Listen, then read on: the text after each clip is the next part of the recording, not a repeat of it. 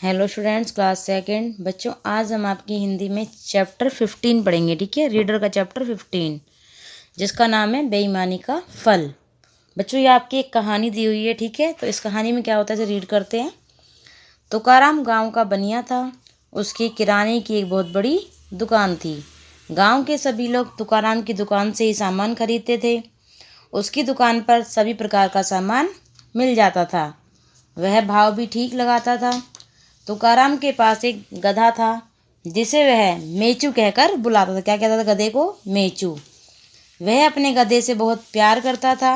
वह रोज मेचू पर सवार होकर शहर जाता और सामान खरीदकर उसकी पीठ पर लाद देता। वह उसके साथ पैदल पैदल चलकर गांव पहुंचता। एक दिन तुकाराम ने सस्ता भाव होने के कारण नमक के 2 बोरे खरीद लिए और मेचू की पीठ पर लाद कर गांव की ओर चल पड़ा। रास्ते में एक नदी थी। नदी को पार करते समय मेचू का पाँव फिसल गया और वह पानी में गिर गया। इस कारण उसकी पीठ पर लदे नमक के बोरों में से बहुत सारा नमक नदी में बह गया।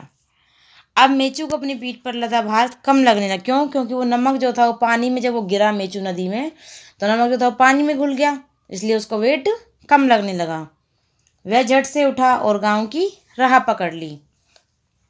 आधे से भी कम नमक देखकर तुकाराम को बहुत गुस्सा आया। अब मेचू रोज जानबूझकर नदी में बैठने लगा।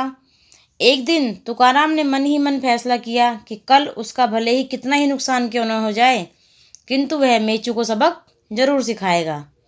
तो अगले दिन उसने क्या किया?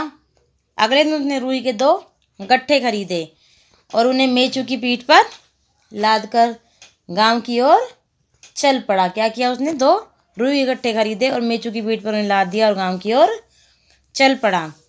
मेचू को रोज वाली शरारत आज फिर सूझी। वह नदी पार करते समय नदी के बीच में फिर से बैठ गया। आज पहले से ठीक विपरीत हुआ। भीगने के बाद रुई जो है उसका भार पहले से अधिक हो जाता है। जब रुई को भिगोया जाता है तो उसका वजन बढ़ जाता है और नमक जो पिघल के पानी में चला जाता है। लेकिन रुई थोड़ी ना पिघल के जाएगी, उसका तो रुई में बल्कि पानी भर जाएगा, तो वेट ज़्यादा हो जाता है। तो भीगने के बाद रुई का भार कई गुना बढ़ गया। अब मेचू उठने का नाम ही नहीं ले रहा था। तुकाराम ने उसे डंडों से बहुत पीटा। मार खाकर वह बड़ी मुश्किल से उठा और नदी से बाहर आया। मेचू रास्ते भर मार खाता रहा। उसे अपने किए पर पछतावा हो रहा था। वह जान चुका था कि मालिक का किया गया नुकसान ही उसकी पिटाई का कारण है। उसने आगे से कभी कोई ऐसा काम नहीं करने की ठान ली जिससे उसके मालिक को नुकसान उठाना पड़े।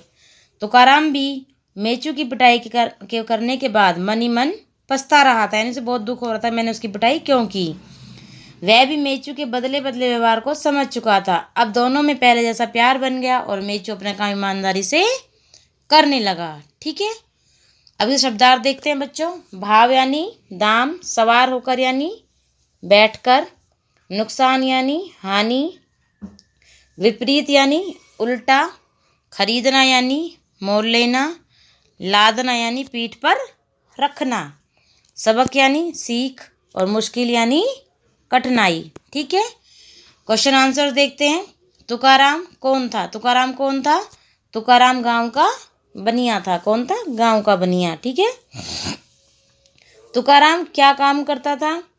तुकाराम की किराने की दुकान थी। क्या काम करता था तुकाराम? किराने का काम करता था। उसकी जो किराने की दुकान थी। तुकाराम रोज सुबह कहाँ जाता था? तुकाराम जो है वो रोज सुबह कहाँ जाता था? शहर जाता था। किस लिए? सामान लेने के लिए। ठीक है, नुकसान होने पर तुकाराम ने क्या सोचा? जब नुकसान हुआ तो उसके बाद तुकाराम ने क्या सोचा? नुकसान होने पर तुकाराम ने गधे को सबक सिखाने का सोचा कि इसे सबक सिखाऊंगा ही। मेचू की पिटाई का क्या कारण था? क्योंकि वह तुकाराम का जानबूझकर रोज नुकसान कर रहा था। पहले दिन उसका पैर वैसे ही फिसल गया था नदी में, तो नमक कम हो गया। अब उसके बाद वो जानबूझकर जो है वो नदी में बैठ जाता ताकि वो उसका नमक का जो भार था वो कम हो जाए। तो मेचू की इसलिए पिटाई हुई कि वो जानबूझकर जो है उसका नुकसान कर रहा था। ठीक है, आया समझ में? अब आपको क्या करना है बच्चों, ये शब्दार्थ और क्वेश्चन आंसर ये अपनी कॉपी में करने हैं और उसके बाद आपको दोनों लर्न करने हैं। ठीक है बच्चों, आया समझ में? आज के लिए इतना ही। ओके बच्चों, थैंक यू बच्चों।